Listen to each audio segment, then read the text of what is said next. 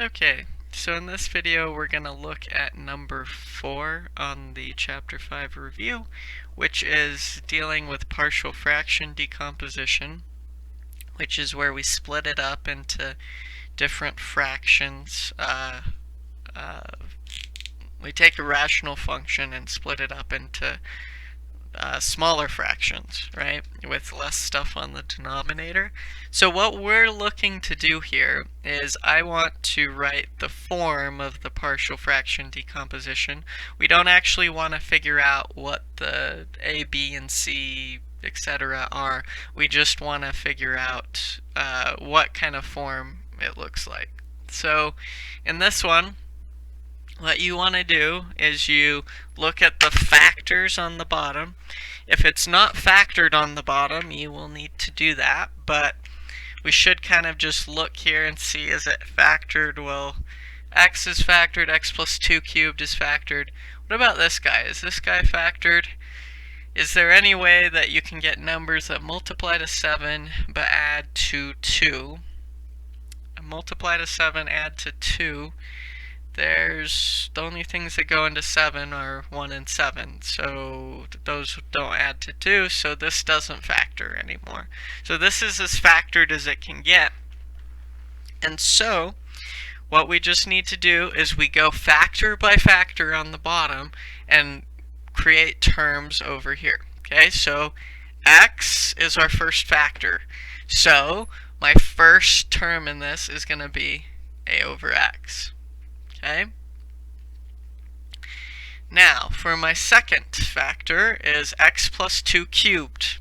Now notice this is a cube, right? So it's a repeated root. Okay, so you are going to throw in a b over x plus 2 cubed, but then in order to get enough stuff, you've also got to do the lower powers on these factors as well. So you've got to do a c over x plus 2 squared and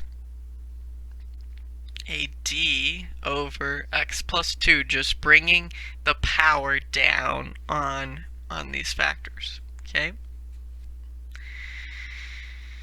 so that takes care of this one. You need to do this just so that you have enough things over here to be able to get this when you combine these together. Otherwise it won't quite work. Okay. Then we've got this guy, x squared plus 2x plus 7 squared. Okay. Notice this again is a repeated factor. Okay. So I'm going to be adding in x squared plus 2x plus 7, okay, squared, and then there's going to be stuff on the top, and then x squared plus 2x plus 7, okay. And you might be tempted to say, oh, well, we just do like E, A, B, C, D, E, F, so E and F, right, on the tops of these. Is that quite right? Well, not quite, because it turns out if you just use E and F, you won't necessarily have enough to be able to get this. And the reason for that is that this is a quadratic function on the bottom. This is a quadratic factor. X squared plus 2x plus 7 is quadratic. And so what you need is a polynomial of degree 1 less than that. So you just need a linear polynomial. So ex plus f, that's linear. And then a, b, c, d, e, f, g, x, a, b, c, d, e, f, g, h. Oh my goodness, I can't think of the alphabet right now. Okay, gx plus h. So the reason why you need those linear things up there is that this was a quadratic factor. X squared plus 2x plus 7 is quadratic. So you'll notice on these ones we didn't have a linear thing up top, because the factor in the bottom, the thing you were doing was x plus 2.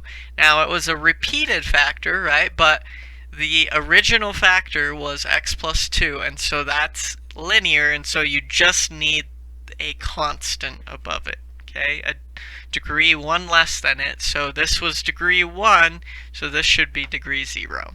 So it should have no x's in it, okay?